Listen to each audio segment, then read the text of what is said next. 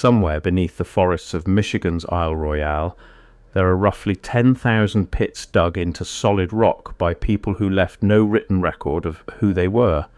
The mining began around 6,500 years ago. It ended, just as mysteriously, about 3,000 years ago, even though the copper wasn't exhausted. And to this day, archaeologists still can't fully account for where most of what was mined actually went. I need to say something up front about how this story usually gets told online, because a specific dramatic framing device, a dying 19th century Ojibwe elder, a 3-day deathbed account, a mysterious phrase about people from the direction where the sun is oldest, circulates widely attached to this topic, but it cannot be traced to any named individual, any archived document, or any verifiable historical source. What follows separates that unverifiable narrative device from the real, extensively documented archaeological mystery underneath it, which, it turns out, doesn't need any embellishment to be genuinely remarkable. The real story starts with geology, not legend.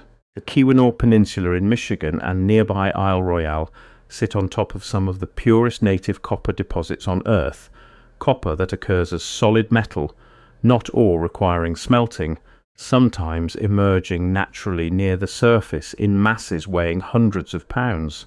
That geological accident made this corner of the Great Lakes one of the most significant sources of workable metal anywhere in the ancient world, long before metallurgy is traditionally associated with North American indigenous societies.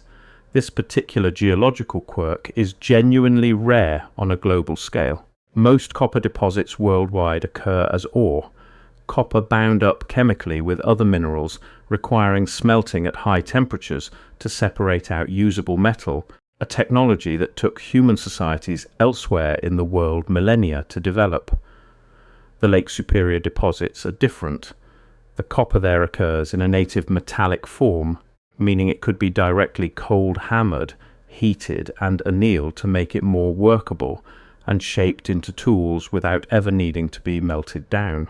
That single geological fact is a large part of why a metalworking tradition emerged here so early, entirely independent of the smelting technologies that define the Bronze Age narrative most people associate with ancient metalworking in Europe, the Middle East and Asia. Archaeologists call the culture responsible for exploiting this resource the Old Copper Complex, a term referring to archaic period Native American societies that produced heavy copper tools, axes, spear points, knives, awls and fishhooks, through cold hammering and annealing native copper rather than melting and casting it. This is genuine, peer-reviewed archaeological terminology actively studied today, not internet folklore.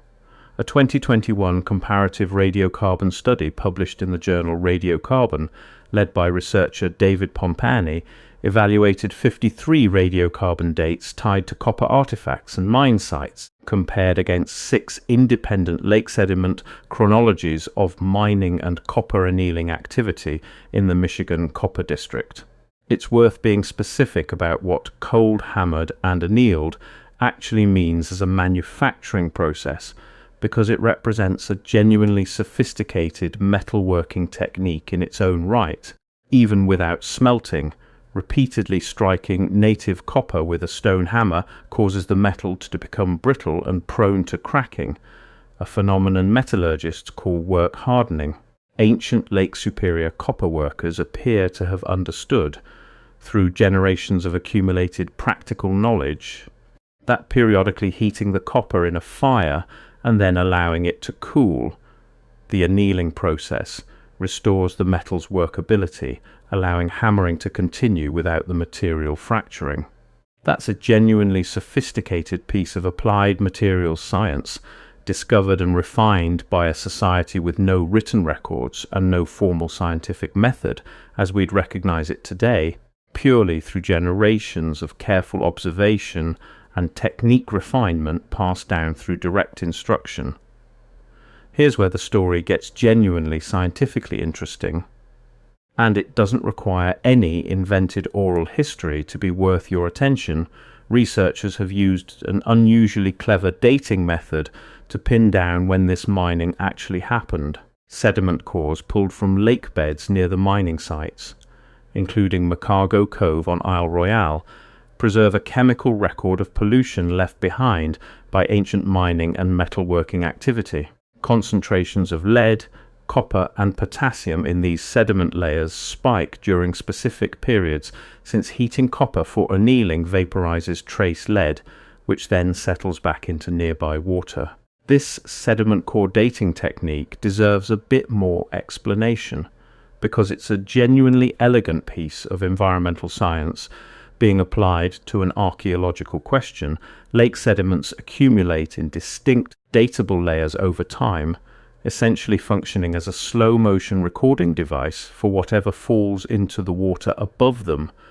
When ancient miners built fires to anneal copper, trace amounts of lead naturally present alongside the copper deposits would vaporize in the heat and drift into the surrounding air and water, eventually settling into lakebed sediment. By extracting a core sample of that sediment and measuring lead, copper, and potassium concentrations at each depth, researchers can build a timeline of metalworking intensity in the surrounding watershed, cross-referenced against radiocarbon dating of organic material trapped in the same sediment layers, to establish precise calendar dates. This is exactly the kind of technique modern archaeological science increasingly relies on, since it can detect metalworking activity even in locations where no artifacts have survived or been found directly.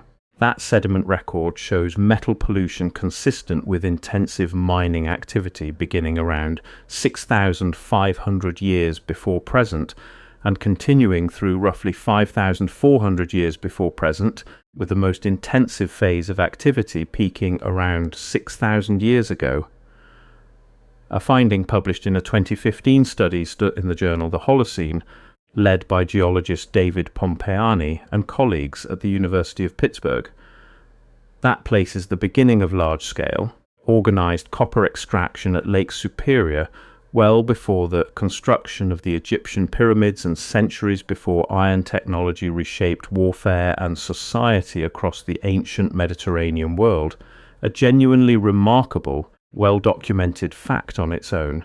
Interestingly, the same research also identified a coherent near-simultaneous drop in lead pollution levels across multiple study sites after roughly 5,400 years before present, which the researchers found coincides with the onset of drier regional climate conditions documented in independent paleoclimate records for the area. That's a genuinely significant clue researchers are still working through. It suggests environmental and climatic shifts may have played a meaningful role in at least one phase of this mining tradition's fluctuating intensity, offering a real evidence-based lead for understanding the broader pattern, rather than requiring any invented mystical explanation. Popular retellings of this story sometimes imply the mining timeline and its dating remain essentially unknown or mysterious to science.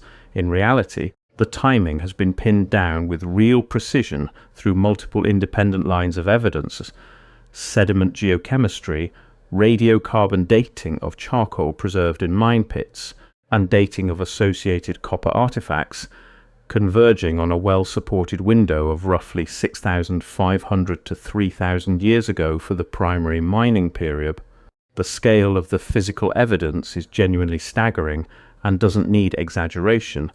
Archaeologists have documented approximately 10,000 prehistoric mining pits on Isle Royale alone, with thousands more scattered across the Keweenaw Peninsula.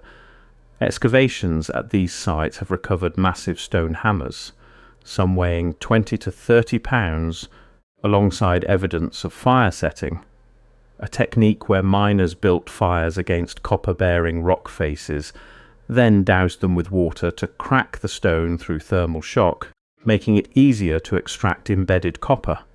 Wooden shoring has been found supporting some of the deeper excavations, and in several locations mining activity extended across such large, Continuous areas that early 19th century surveyors genuinely struggled to determine where one ancient working ended and another began, to put the scale of this labour in perspective. Fire setting, hammerstone extraction, and manual removal of rock debris using nothing but stone and wooden tools is an extraordinarily labour-intensive process by modern standards. Extracting even a modest quantity of copper this way requires repeated, sustained effort over days or weeks per working face, meaning a mining district of 10, those own plus documented pits, represents not a handful of isolated expeditions, but a mining tradition sustained across dozens of generations, with technique, site knowledge, and organisational practices passed down continuously over roughly 3.5 millennia, longer than the entire span of recorded history in most parts of the ancient world. By the mid-1800s, as American mining companies moved into the Keweenaw Peninsula and Isle Royale, chasing the same copper deposits, they kept running into evidence that someone had already been there, extensively. This part of the story is genuinely documented history, not legend. 19th century government surveys and early mining company records repeatedly noted ancient pits, worked stone tools, and evidence of organised extraction predating any European presence in the region. The existence of these ancient mines was never seriously disputed by 19th century researchers. What genuinely puzzled them, and what continues to puzzle archaeologists today, was the sheer scale of what had clearly been removed. The historical record here is worth being specific about, since it grounds this story in real, checkable 19th century documentation rather than a single, unverifiable oral account. In 1843, the Lake Superior Anishinaabe, or Ojibwe, peoples ceded lands including the Keweenaw Peninsula and Isle Royale through formal treaty negotiations with the United States government, opening the region to organised American mineral prospecting. Surveyor and mapmaker Samuel Hill produced some of the earliest detailed documentation of the region's mineral resources in 1847, and 19th century mining companies operating on Isle Royale and the Keweenaw Peninsula through the following decades left behind written accounts describing their repeated encounters with ancient pits, often noting that the ancient workings pointed the way toward productive copper veins the modern miners then exploited themselves. Meaning 19th century industrial copper mining in the region was, in a very direct sense, guided by the accumulated site knowledge of the ancient miners who came before them. That puzzle has a name in the archaeological literature, sometimes informally called the missing copper problem. If the volume of copper extraction implied by roughly 10, zeros and plus mining pits across the region is anywhere close to accurate. Estimates for total extracted copper across the Lake Superior mining district have run into the hundreds of millions to billions of pounds. The quantity of finished copper tools and ornaments actually recovered from archaeological sites across North America accounts for only a small fraction of that total.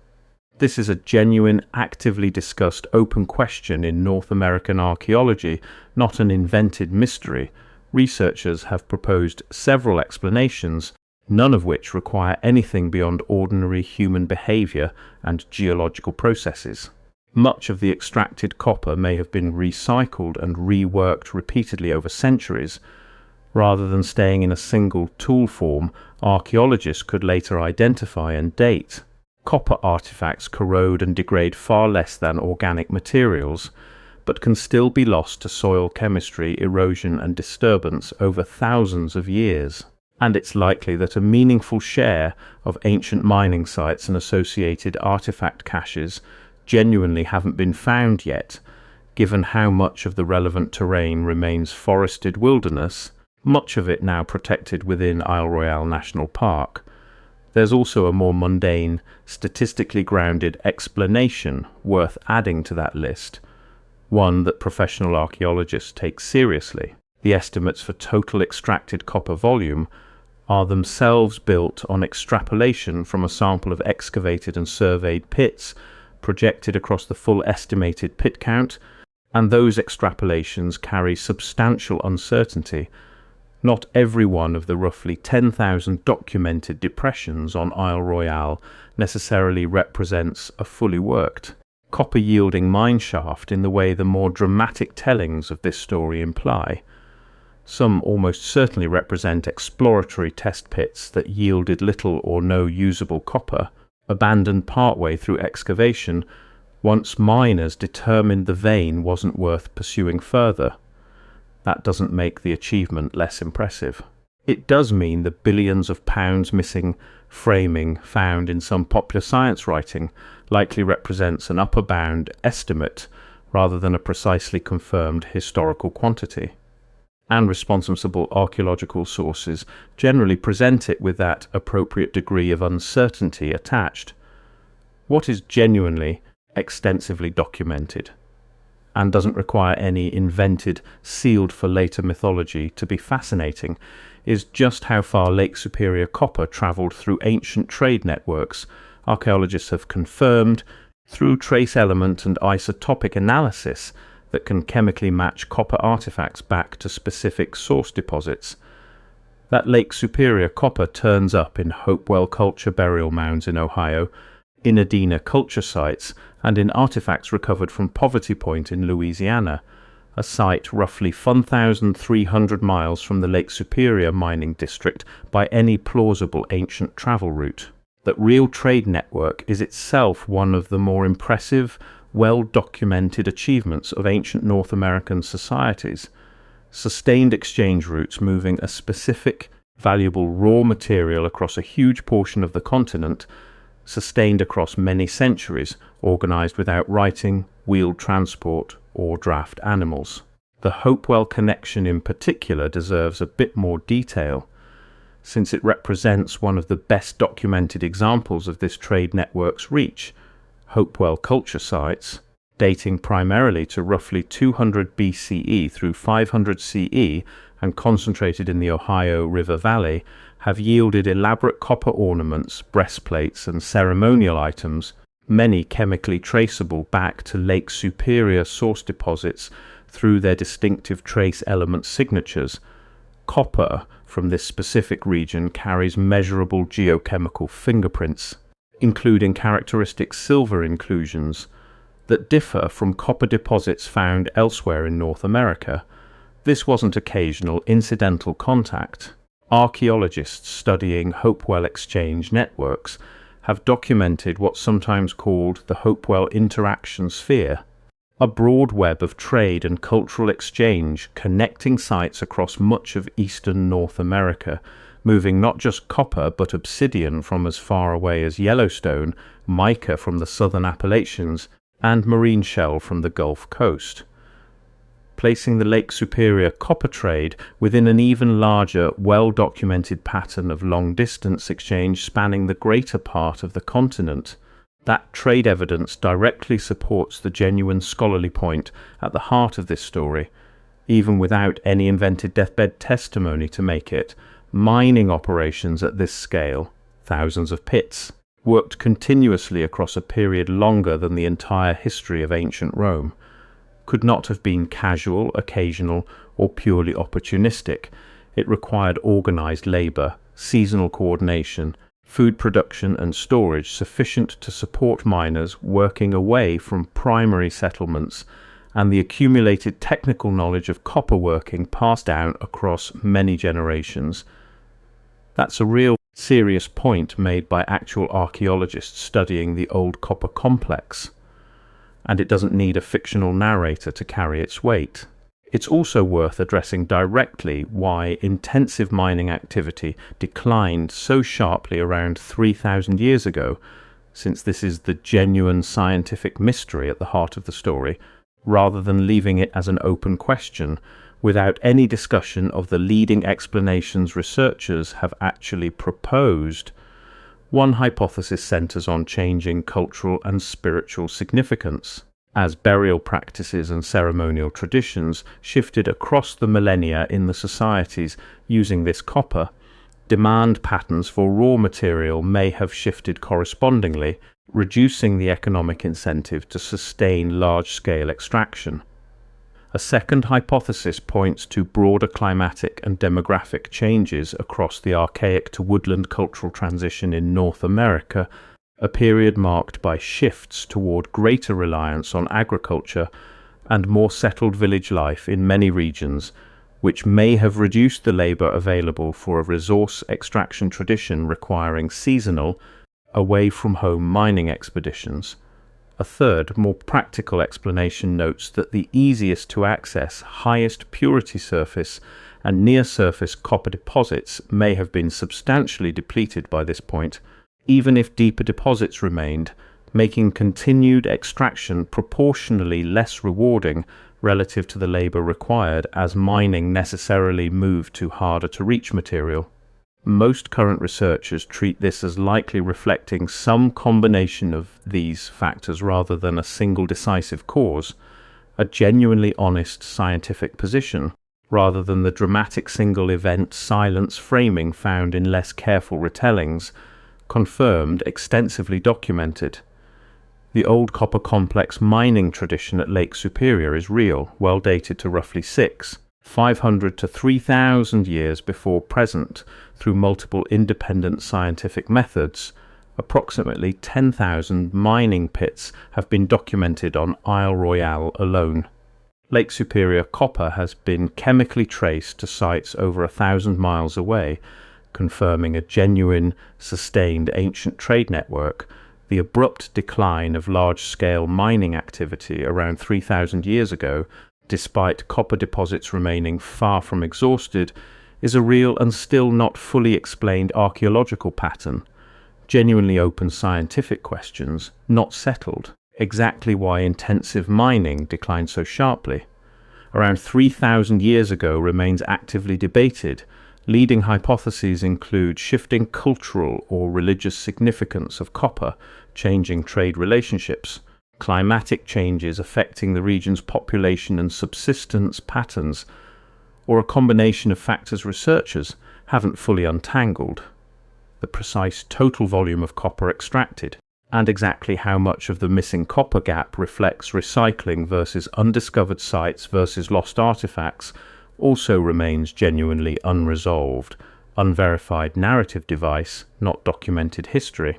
The specific 1888 account of a dying Ojibwe elder speaking for 3 days to an unnamed grandson, describing the silence, people who arrived from the direction where the sun is oldest, and structures sealed for later could not be traced to any named individual, published ethnographic collection, university archive, or historical society record, unverfit, remove or check. This narrative frame appears to be a modern storytelling device rather than a documented historical account, and should not be presented as a verified primary source alongside the genuine archaeological records described above.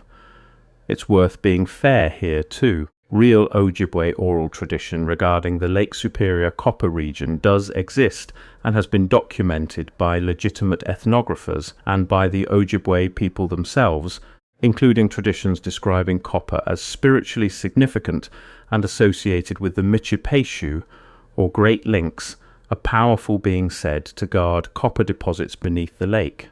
That genuine tradition is a meaningfully different thing from the specific untraceable 1888 deathbed narrative built around invented phrases like the silence, and conflating the two does a disservice to real, documented Ojibwe knowledge by burying it under an invented story that can't be verified or properly attributed to the community it claims to represent. Isle Royale's ancient mining sites are protected today within Isle Royale National Park.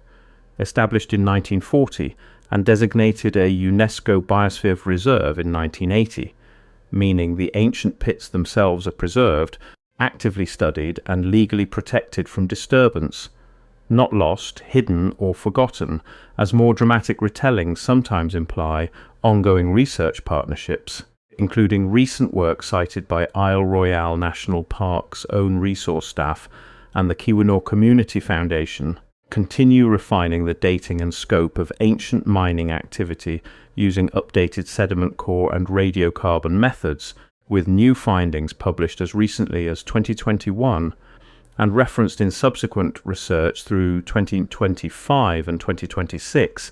This kind of active, ongoing collaborative research deserves more attention than it typically gets in popular retellings of this story, because it represents a genuinely encouraging model for how this history is actually being investigated today. Recent published research has specifically involved partnership between university geologists and geochemists, National Park Service archaeological staff, and regional community organizations, working together to refine the timeline using increasingly precise scientific methods rather than any single institution or individual working in isolation or secrecy. That's a meaningfully different picture than the popular narrative's implication of forbidden knowledge being deliberately withheld from public understanding. The real, current state of this research is openly published, peer-reviewed and actively expanding. The genuine mystery of why this remarkable mining tradition declined around 3,000 years ago, and where the full volume of extracted copper ultimately went, remains an active area of legitimate archaeological research today. A real, ongoing scientific question that professional archaeologists continues to investigate using real evidence, not a secret withheld from the public. Experimental archaeology has also played a growing role in this modern research effort. Researchers have conducted hands-on replication studies, actually cold hammering and annealing native copper using only Stone Age tools and techniques to better understand exactly how labor-intensive the ancient process really was, and how quickly a skilled worker using only period-appropriate methods could realistically produce a finished copper tool. That kind of experimental approach has helped researchers build far more grounded, evidence-based estimates of the labor and organization the old copper complex actually required, replacing earlier, more speculative guesses with data derived from genuinely testing the ancient techniques themselves. So here's where the verified record actually leaves us. Thousands of years before the pyramids, real people organized a mining operation at Lake Superior sophisticated enough to leave behind roughly 10 documented pits, extract enormous quantities of pure native copper, and move that copper through trade networks spanning well over 1,000 miles across the continent. Then, around 3,000 years ago, that intensive tradition declined sharply, for reasons researchers are still working to fully understand. Both of those things are real, well documented, and don't require any invented deathbed testimony to be worth taking seriously. What isn't part of the verified historical record is the specific 1888 narrative frame that circulates widely alongside this topic online: the unnamed elder, the unnamed grandson, the untraceable surviving document. Treating that story as equivalent to the genuine archaeological record does a disservice both to the real science and to actual documented Ojibwe tradition, which deserves to be represented accurately rather than blended with an unverifiable invention. It's worth ending on what the actual verified version of this story offers, because it doesn't need any embellishment to be genuinely moving.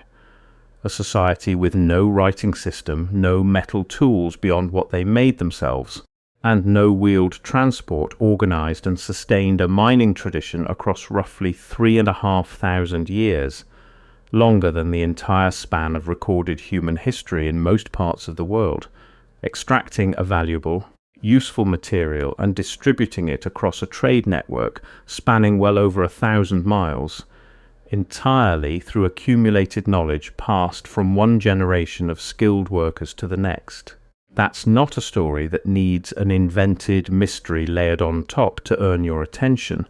It's already one of the more remarkable, underappreciated achievements in ancient North American history, sitting in plain sight in the peer-reviewed literature, waiting for more people to actually read about it. If you want more deep dives that trace remarkable stories like this back to their actual, verifiable sources, separating genuine archaeological mystery from invented internet lore, that's exactly what this channel does every week. Syscore, and let us know in the comments. What other ancient mystery story have you heard